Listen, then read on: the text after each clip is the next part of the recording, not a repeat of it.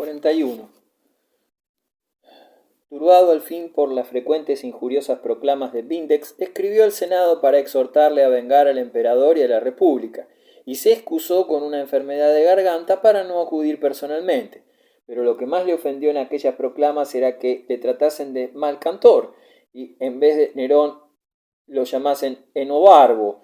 Por esto declaró que iba a renunciar a su nombre de adopción y a tomar otra vez el de la familia con el que pretendían ofenderle. En cuanto a las demás imputaciones, nada en su concepto demostraba mejor su falsedad que la censura de ignorar un arte que había cultivado con tanto afán y tan buen éxito, y salía preguntando a todos si conocían un artista más grande que él. Entre tanto se sucedían las noticias alarmantes y asustado al fin se dirigió a Roma. Durante el camino un presagio frívolo reanimó su valor, presagio que consistió en haber visto en un bajo relieve un soldado galo, a quien un jinete romano vencedor suyo arrastraba por los cabellos, escultura que le regocijó hasta el punto de hacerle dar gracias a los dioses. Sin embargo, ni siquiera en esas circunstancias arengó directamente al pueblo y al Senado, pero celebró apresuradamente consejo con algunos ciudadanos distinguidos. Luego pasó el resto del día ensayando delante de ellos nuevos instrumentos hidráulicos de música, haciéndoles observar todas las piezas, el mecanismo y el trabajo, y asegurando que los presentaría muy pronto en el teatro si Vindex se lo permitía. 42. Pero cuando supo que Galba y las Españas se habían sublevado también, perdió completamente el valor, y dejándose caer permaneció largo tiempo sin voz y medio muerto. Cuando recobró el sentido, rasgó sus ropas, se golpeó la cabeza y exclamó que todo había concluido para él. La nodriza le nombraba, para consolarle, otros príncipes a quienes habían ocurrido iguales desgracias, y contestó que las suyas eran inauditas, sin ejemplo, puesto que perdía el imperio antes de perder la vida. Sin embargo, nada cambió sus costumbres de lujo y de molicie, antes al contrario, habiendo recibido de provincias algunas nuevas favorables, dio una comida espléndida e hizo contra los jefes de la sublevación versos satíricos, que empezó a cantar gesticulando, y que procuró divulgar en el público. Enseguida se hizo llevar secretamente al teatro y mandó decir a un actor cuya voz era muy aplaudida que era gran fortuna para él que el emperador tuviese otras ocupaciones. 43. Dícese que al primer rumor de la sublevación concibió muchos proyectos atroces, enteramente conformes con su carácter. Quería enviar sucesores y hacer degollar a los gobernadores de las provincias y a los jefes de los ejércitos, como si todos estuviesen complicados en la sublevación de Vindex o participasen de sus ideas, matar a todos los desterrados donde quiera que estuviesen y a todos los galos que se encontraban en Roma, a los primeros para que no se reuniesen a los conjurados, a los segundos como cómplices o auxiliares de sus conciudadanos, abandonar a los ejércitos el pillaje de las Galias, envenenar a todo el Senado en un festín, incendiar Roma y soltar al mismo tiempo las fieras sobre el pueblo para impedir que se defendiese de las llamas. Pero abandonó estos proyectos menos por arrepentimiento de haberlos concebido que por la imposibilidad de ejecutarlos. Creyendo al fin necesaria una expedición, destituyó a los cónsules y tomó él solo la autoridad de los dos, so pretexto de que era destino de las Galias el que nadie las sometiese sino él, con tal de que estuviesen revestidos del consulado. Haciendo pues que le trajesen las haces, salió de la sala del festín, apoyado en los hombros de sus amigos, y diciendo que en cuanto se encontrase en la Galia, se presentaría sin armas ante las legiones rebeldes, que se limitarían a llorar delante de ellas, que un inmediato arrepentimiento le atraería a los sediciosos, y que a la mañana siguiente, en medio de la alegría general, entonaría un canto de victoria, que iba a componer en el momento.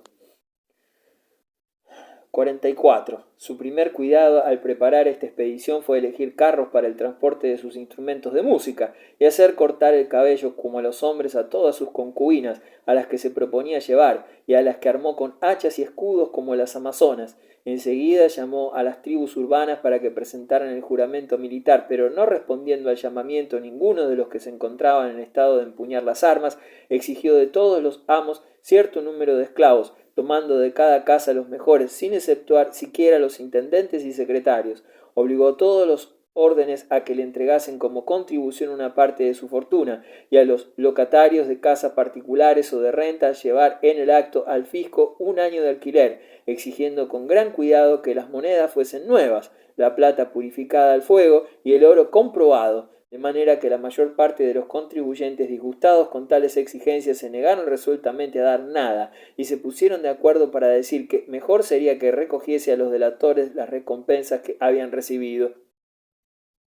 45. La carestía de granos aumentó más aún la odiosidad que le había atraído sus rapiñas y ocurrió precisamente que en los días de mayor escasez llegó una nave de Alejandría cargada de arena para las luchas de la corte. La indignación fue general y no hubo ultraje que no se prodigara al emperador. Sobre la cabeza de una estatua suya colocaron un moño de mujer con esta inscripción griega: llegó al fin la hora del combate, y esta otra: que lo libre, pues. Al cuello de otra estatua suya ataron un saco y escribieron en él estas palabras: yo nada he hecho, pero tú mereces el saco. Suplicio de los parricidas.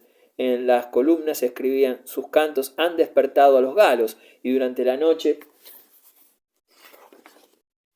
considerable número de ciudadanos, fingiendo disputar con esclavos, pedían a grandes voces un vengador. Vindex.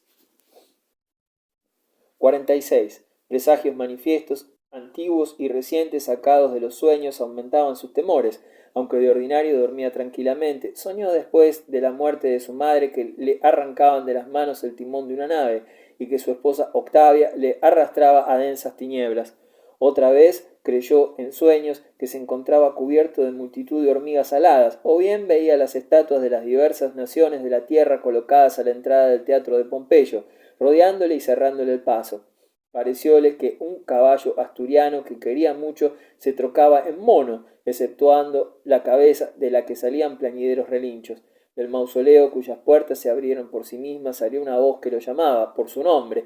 Los dioses lares, solemnemente adornados para las calendas de enero, cayeron de su pedestal en medio de los preparativos del sacrificio. Cuando iba a tomar los auspicios, ofrecióle Esporo, por regalo de Año Nuevo, un anillo cuya piedra representaba el rapto de Proserpina. Cuando quiso pronunciar los votos solemnes delante de todos los órdenes del Estado reunidos, costó mucho trabajo encontrar las llaves del Capitolio, y cuando se leyó en el Senado este pasaje del discurso que había compuesto contra Vindex, que los culpables serían castigados y darían ejemplo en suplicio digno de sus crímenes, todo el mundo exclamó: «Tú lo darás, Augusto». Observóse también que en Edipo desterrado, el último papel que representó en público, salió de la escena pronunciando este verso griego: «Madre, esposa, padre, todos quieren que yo perezca». 47. Llegó entre tanto la noticia de que los demás ejércitos se habían sublevado también, y furioso rasgó las cartas que le trajeron durante la comida, derribó la mesa, rompió contra el suelo 2 vasos que tenía en grande estima y que llamaba homéricos porque estaban esculpidos en ellos asuntos tomados de los poemas de Homero. Enseguida hizo que Locusta le diese veneno, lo encerró en una caja de oro y marchó a los jardines de Servilio. Allí, mientras sus libertos más fieles iban a Ostia para preparar naves, quiso comprometer a los tribunos y centuriones del pretorio a que lo acompañasen en su fuga, pero unos se excusaron y otros se negaron abiertamente, llegando uno a decirle: «Tanta desgracia es morir». Entonces concibió diferentes proyectos, como el de huir al territorio de los partos, o el de ir a arrojarse a las plantas de Galba, o bien presentarse públicamente en la tribuna de las arengas con traje de luto, y pedir allí, con el acento más lastimero que pudiese emplear, que le perdonasen el pasado, o al menos, si los corazones permanecían insensibles, que le concediesen la prefectura de Egipto. Entre sus papeles se encontró después el discurso que había compuesto para este objeto, y se dice que el único motivo que le impidió pronunciarlo fue el temor de que lo despedazasen antes de llegar al foro. Dejó, pues, para la mañana siguiente tomar una decisión, pero, habiendo despertado a medianoche, supo que lo habían abandonado sus guardias. Saltó del lecho y envió aviso a casa de todos sus amigos, y no recibiendo contestación, fue con poco séquito a pedir refugio a alguno de ellos. Todas las puertas permanecieron cerradas y nadie le contestó. Entonces volvió a su cámara. Los centinelas habían huido, llevándose hasta las ropas de su lecho y la caja de oro en que guardaba el veneno. Enseguida pidió que lo llevasen al gladiador Espículo u otro cualquiera para recibir la muerte, y no encontrando a nadie que quisiera matarlo, exclamó: «¿Acaso no tengo amigos ni enemigos?», y corrió a precipitarse en el Tíber. 48. Detúvose, sin embargo, y quiso hallar un refugio para meditar. Su liberto Faonte le ofreció su casa de campo situada entre la vía Salaria y la Nomentana, a 4 millas de Roma. con túnica y los pies desnudos, como se encontraba, montó a caballo y se envolvió en un manto viejo y descolorido. Llevaba la cabeza cubierta y un pañuelo delante del rostro, acompañándole 4 personas, entre ellas Esporo. De pronto sintió temblar la tierra, vio brillar un relámpago y le sobrecogió el terror. Al pasar cerca del campamento de los pretorianos oyó los gritos de los soldados, que le dirigían imprecaciones y se hacían votos por Galba. Un viajero dijo al ver el pequeño grupo: «Esos persiguen a Nerón». Otro preguntó: «¿Qué hay de nuevo en Roma en cuanto a Nerón?». El olor de un cadáver abandonado en el camino hizo retroceder a su caballo, y habiendo caído el pañuelo con el que se ocultaba el rostro, un veterano pretoriano lo reconoció y saludó por su nombre. Llegados a un camino de travesía, dejaron los caballos y, penetrando entre abrojos y espinas en un sendero cubierto de zarzas en el que no podían avanzar más que haciendo tender ropas bajo sus pies, llegó Nerón con gran trabajo a las tapias de la casa de campo. Allí le aconsejó Faonte que entrase durante algún tiempo en una cantera de la que habían sacado arena, pero contestó que no quería enterrarse vivo, y habiéndose detenido para esperar a que abriesen la entrada secreta en la casa, cogió en la mano agua de una charca y dijo antes de beberla: «He aquí los refrescos de Nerón».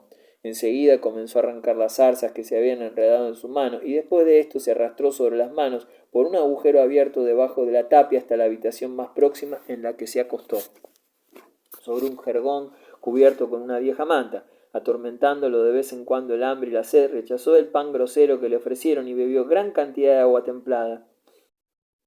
49. Instábanle todos los que le acompañaban a que se sustrajese cuanto antes a los ultrajes que lo amenazaban, y mandó que abriesen una fosa delante de él, a la medida de su cuerpo, que la rodeasen con algunos pedazos de mármol si se encontraban, y que llevasen agua y leña para tributar los últimos honores a su cadáver, llorando a cada orden que daba y repitiendo sin cesar: «¿Qué artista va a perecer conmigo?». Durante estos preparativos llegó un correo a entregar una carta de Faonte. Se la arrancó de las manos y leyó que el Senado le había declarado enemigo de la patria y le hacía buscar para castigarle según las leyes de los antepasados. Preguntó en qué consistía este suplicio, y le contestaron que en desnudar al criminal, sujetarle el cuello en una horqueta y azotarlo con varas hasta la muerte. Aterrado, tomó 2 puñales que había llevado consigo, probó la punta y volvió a envainarlos, diciendo que aún no había llegado la hora fatal. Tan pronto exhortaba a Esporo a lamentarse y llorar como pedía que alguno le diese, matándose, valor para morir. Algunas veces también se reprochaba su cobardía, diciéndose: «Arrastra una vida vergonzosa y miserable». Y añadía en griego: «Esto no es propio de Nerón. En tales momentos es necesario sangre fría. ¡Vamos, despierta!». Acercábase ya los jinetes que tenían orden de capturarlo vivo, y cuando los oyó recitó temblando este verso griego: «Oigo el paso rápido de veloces corceles». Y enseguida se clavó el hierro en la garganta, ayudándole su secretario Epafrodito. Todavía respiraba cuando entró el centurión, que quiso vendarle la herida, fingiendo que llegaba para socorrerle. Nerón le dijo: «Es tarde», y añadió: «¡Cuánta fidelidad!». Al pronunciar estas palabras, expiró con los ojos abiertos y fijos, siendo espanto y horror para los que lo contemplaban. Había recomendado con vivas instancias a sus compañeros de fuga que no abandonasen su cabeza a nadie y que le quemasen entero de cualquier manera que fuese. Esta autorización fue concedida por Iselo, liberto de Galba, que acababa de salir del encierro donde lo arrojaron al comenzar la insurrección. 50. Los funerales de Nerón costaron 200.000 sestercios. Emplearon en ellos tapices blancos bordados de oro que habían servido el día de las calendas de enero. Sus nodrizas, Eglogea y Alexandria, con su concubina Actea, depositaron sus restos en la tumba de los Domicios, que se ve en el campo de Marte, sobre la colina de los Jardines. Hubo en ese monumento un sarcófago de pórfido coronado por un altar de mármol de Luna, y los rodea una balaustrada de mármol de Tasos. 51. Su estatura era mediana, tenía el cuerpo cubierto de manchas y maloliente, los cabellos rubios, el rostro más bello que agradable, los ojos azules y la vista débil, el cuello grueso, el vientre abultado, las piernas muy delgadas y el temperamento robusto. En efecto, a pesar de sus desenfrenados desórdenes, solamente se encontró indispuesto 3 veces en el espacio de 14 años, y en ellas ni siquiera tuvo que abstenerse del vino ni cambiar nada de sus costumbres. No cuidaba del traje ni apostura, viéndosele durante su permanencia en Acaya dejar caer por detrás el cabello que llevaba siempre rizado en bucles simétricos. Frecuentemente se presentó en público con traje de festín, un pañuelo alrededor del cuello, sin cinturón y descalzo.